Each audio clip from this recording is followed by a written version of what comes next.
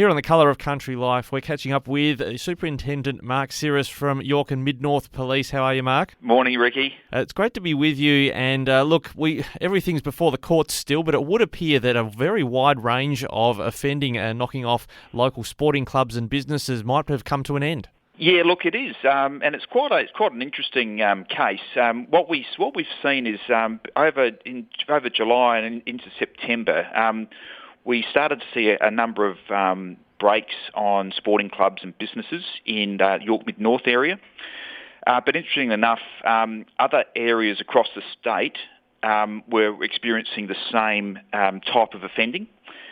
So our intel units, every area's got their own intel units, so they put their heads together, and we sort of could identify that a couple of people were doing the same breaks and just targeting the businesses on different days of the week and in different locations.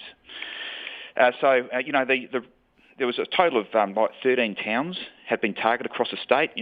Places from Warooka on the York Peninsula and Jamestown, the Mid-North, across to Keith in the southeast and Berry in the Riverland, and even down to Yankalilla on the Fleurieu Peninsula. So over that period, a total of about $10,000 and $27,000 in property had been taken from 25 businesses and sporting clubs. So it's quite a significant crime series that was occurring at that time. Now, when it comes to that, what you mentioned, the cash or that money and property, is that sort of recovered, or are you still trying to identify where that might have gone? Yeah, look, it's still a very active case, and what we want to do is, first of all, when these crime series happen, is firstly stop the offending, and secondly, identify the suspects so that we can try and locate their property and return it to them.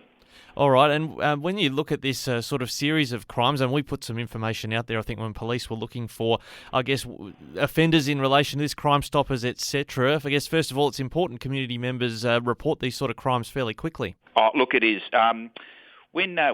When people break into places, they leave a little bit of evidence, and on this occasion, it's a matter of just some really good police work and just picking up those little bits of evidence from every single crime that was occurring, and it's like putting a big jigsaw puzzle together.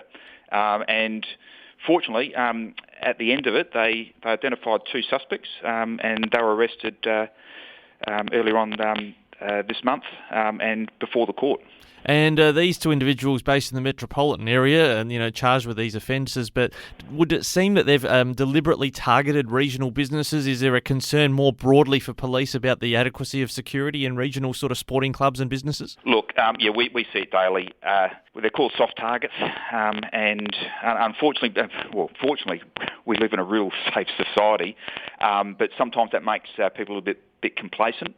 And with these businesses, it was actually easy pickings for them coming up, particularly when the places have cash on site and property which is clearly visible. So we really sort of ask people, business owners, we keep on pushing the message about don't leave cash on site, secure your business, install CCTV vision, but more importantly, if you see something suspicious or hear something, then say something by calling 000 or ringing up Crime Stoppers if you want to remain anonymous. And what qualifies as sort of suspicious behaviour? Is someone loitering or hanging around at unusual hours at that particular club or business? Well, in country towns, it's pretty easy finding some suspicious behaviour because a lot of the country towns, no one moves except for the milkman and the baker.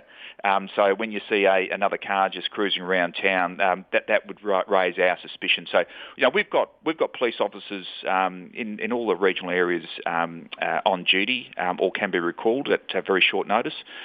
So if you do see something suspicious, get there. Everyone's got mobile phones. Picture paints 1,000 words. Take a little video of it, take a photograph of it, and call it into police.